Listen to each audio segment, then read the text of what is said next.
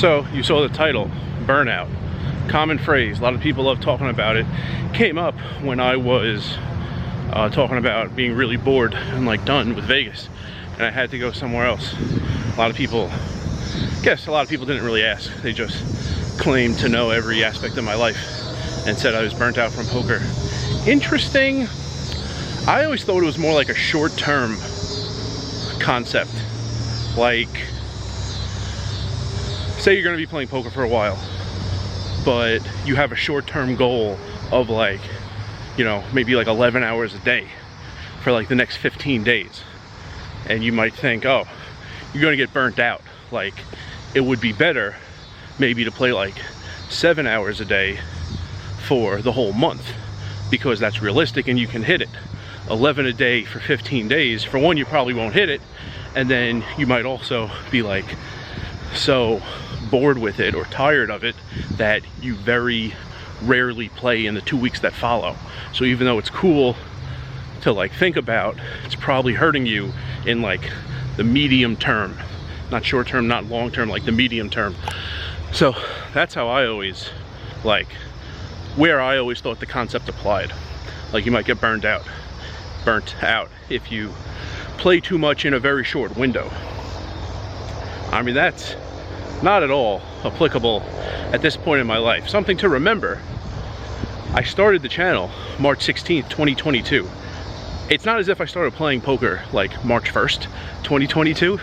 The first time I played poker for money was, you know, like shortly after Moneymaker. Pretty sure it was October 2004. It's September 2024. So it's been 20 years. Yeah, it's not as exciting to play as it was from like 04 to 14. I don't have like the hours goals that I had even as recently as like 2020 and 2021. But yeah, still enjoy it, still playing. So the term burnout, am I burnt out from poker? I would say no, mainly because I think of it as a short-term issue. Although instances in my life where I did it, or like what some people might call overdoing it, didn't affect me. In, I think it was 2018 July, the first time I tried to play 300 hours in a month, and I did.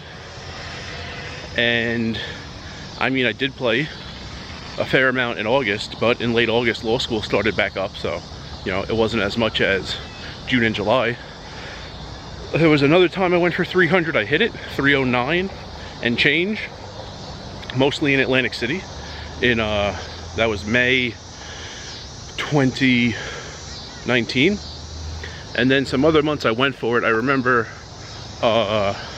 actually September 2020, yeah, September 2020, things were reopening after everything shut down for Corona, and I went to, officially yes or no? No, I didn't do it, but pretty much.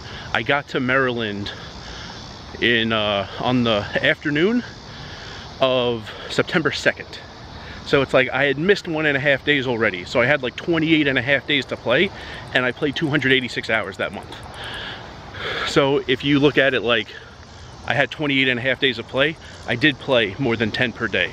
But without being there for September 1st and only getting like a half day in September 2nd, I didn't officially break 300. The next month I also tried for 300. Things went so bad. I could have played better. Casino hopping and table changing, there was nothing more I could have done. There were many, many days I was at Maryland Live and the Horseshoe Baltimore twice each, looking for a good table. Also finding some loopholes in Maryland Live around the table change rules. You were only allowed one every 8 hours. There were ways around that, especially when there's 2 floors and like 4 floor people per floor. You could get around that if you're creative and pleasant, which I am. And yeah, but things went poorly. Plenty of hands I played poorly, but also just like every single run out that I didn't want to see, I saw. So Yeah, still got 265 hours, but things went slightly better. I probably would have got 300, but didn't again. But anyway, the point is, like, I went for 300 back-to-back months. I hit 285 and 265, and still, November 1st, like, I wasn't like done. I wasn't like too tired to play.